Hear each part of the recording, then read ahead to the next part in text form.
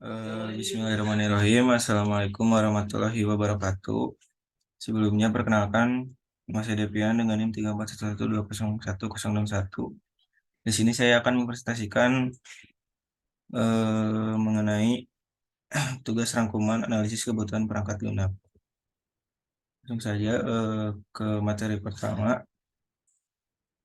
Di sini ada finding the voice of the user, yaitu keterlibatan pelanggan adalah cara terbaik untuk menghindari kesenjangan harapan ketidakcocokan antara produk yang pelanggan harapkan untuk diterima dan apa yang dibangun pengembang. Tidaklah cukup hanya dengan bertanya ke beberapa pelanggan atau mereka. Jika pengembang membangun apa, pelanggan awalnya meminta, mereka mungkin harus membangunnya lagi karena pelanggan seringkali tidak melakukannya. Lalu langsung yang ketiga, ada user class.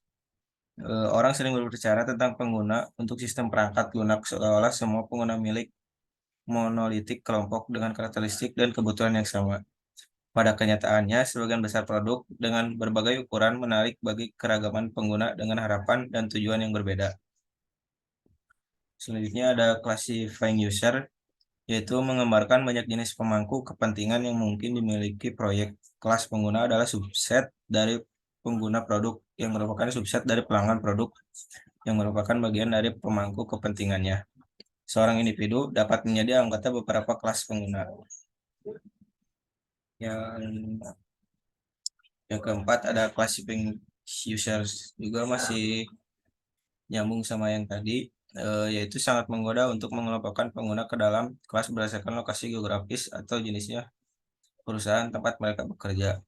Salah satu perusahaan yang pada awalnya menciptakan perangkat lunak yang digunakan dalam industri perbankan dianggap membedakan pengguna berdasarkan apakah mereka bekerja di bank komersial, besar, kecil, bank, lembaga simpan pinjam, atau serikat kredit. Perbedaan ini benar-benar mewakili segmen pasar yang berbeda, bukan kelas pengguna yang berbeda.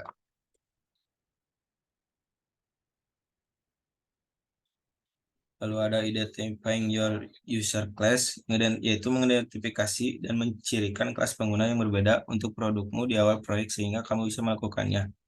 Mendapatkan persyaratan dari perwakilan dari setiap kelas. Penting. Teknik yang berguna dengan bertanya kepada sponsor proyek siapa yang dia harapkan untuk menggunakan sistem tersebut.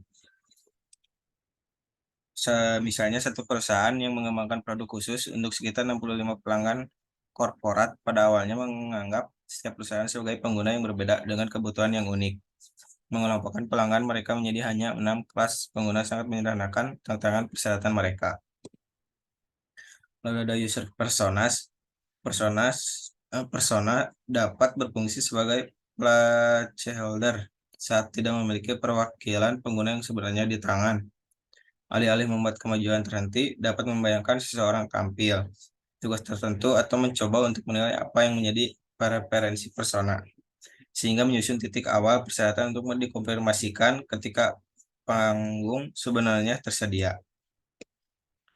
Lalu ada connecting with user representatives, yaitu setiap jenis proyek sistem informasi, perusahaan, aplikasi komersial, sistem tertanam, situs web, perangkat lunak yang dikontrak perlu perwakilan yang sesuai untuk memberikan suara panggung.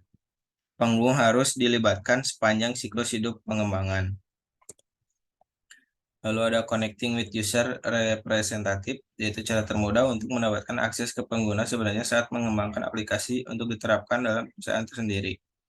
Jika mengembangkan perangkat lunak komersial, mungkin melibatkan orang dari situs pengujian beta atau rilis awal. Lalu ada the product champion, yaitu pendekatan juara produk bekerja paling baik jika setiap juara sepenuhnya diberdayakan untuk membuat pengikatan keputusan atas nama kelas pengguna yang diwakilkannya. Jika keputusan seorang juara secara rutin ditolak oleh orang lain, waktu dan niat baiknya terbuang sia-sia, namun sang juara harus ingat bahwa mereka bukan satu-satunya pelanggan. Lalu ada external product champion, yaitu setiap kali juara produk adalah mantan atau pengguna yang disimulasikan. Hati-hati terhadap pengurusan hubungan persepsi juara dan kebutuhan pengguna data saat ini. Beberapa domain berubah dengan cepat, sedangkan yang lain lebih stabil. Lalu ada produk champion expectation, untuk membantu juara produk berhasil, dokumentasikan apa yang diharapkan dilakukan oleh juara. Ini ekspektasi tertulis dapat membantu membangun alasan bagi individu tertentu untuk mengisi peran penting ini. Lalu ada multiple product champion, yaitu satu orang jarang dapat menggambarkan kebutuhan untuk semua pengguna aplikasi.